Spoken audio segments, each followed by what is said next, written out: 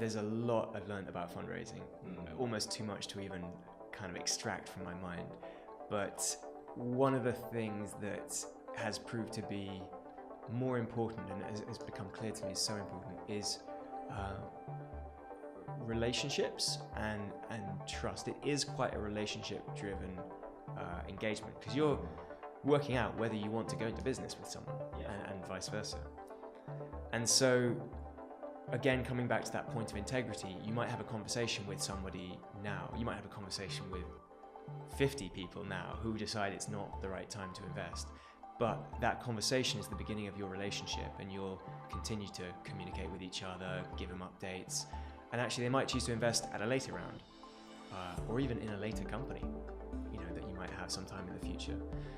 So yeah, it was a surprise to me that those relationships are really important, but actually when you look at it objectively, of course they are.